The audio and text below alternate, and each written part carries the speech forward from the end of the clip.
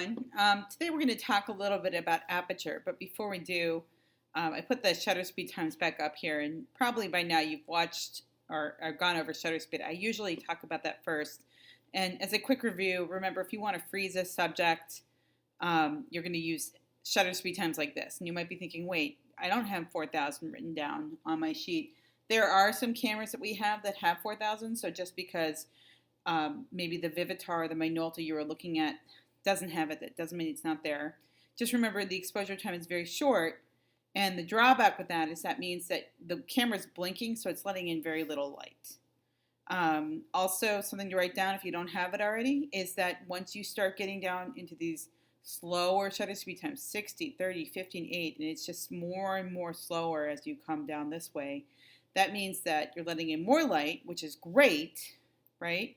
It's great for low light situations, and if you want to create an intentional blur, but if you're moving the camera around, it creates a fuzzy wuzzy picture. So if I scroll up here for a second, like that image on the top left hand corner, it looks cool, but everybody in photography knows that the reason why all these lights have this like funky design is because that's the camera wobble.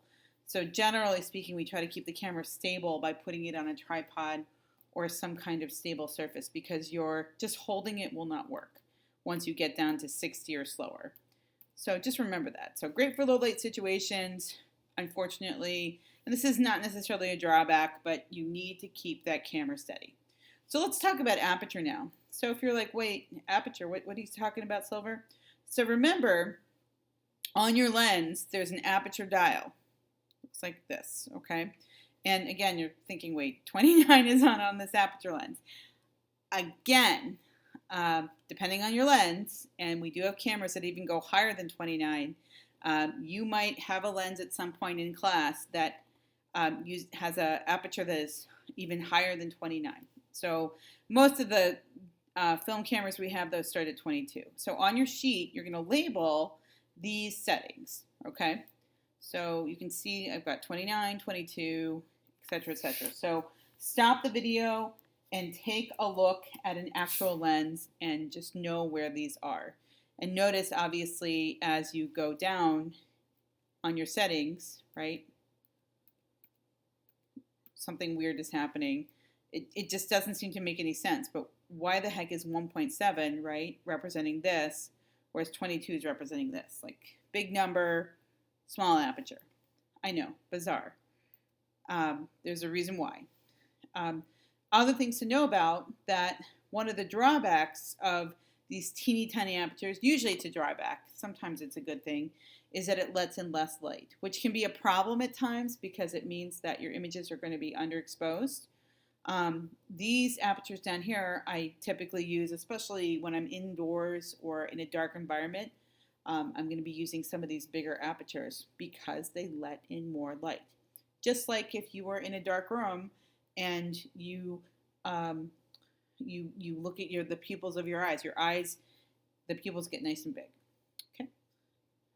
So I'm going to ask you to write this down, and then I'm going to explain what it is. So what is this great for? Well, it's these aperture settings, 22, 16, 11, around there. Anything higher, of course, are great for great depth of field. So write that down. And the drawbacks, and again, this is not a drawback. It's not a problem. This can actually be a real positive. So I don't really consider this a drawback, but this forces a narrow depth of field. And I'm sure you're thinking, what in the world is a narrow depth of field? Okay, so again, these are some aperture settings to show you 1.4 is clearly much bigger than than f16. F16 is another way of saying the number. So we know aperture controls light intensity and depth of field. What is depth of field? Okay, that's a terrible definition. Let me just explain it. It's the range of distance that something's in focus. So for example, if you look at this photo, you can clearly tell I've got all these flowers here. There's a very narrow range that's in focus. So all the flowers that are off in the distance and in front are out of focus. And these are not that far away. This looks like this is maybe a couple inches away. So this is what we call a narrow depth of field. Whereas over here, even though these are small, there's kind of a crispness and a sharpness. Everything's in focus from the flower that's very close to you to the flower all the way in the background. This is known as great depth of field. So narrow depth of field, great depth of field.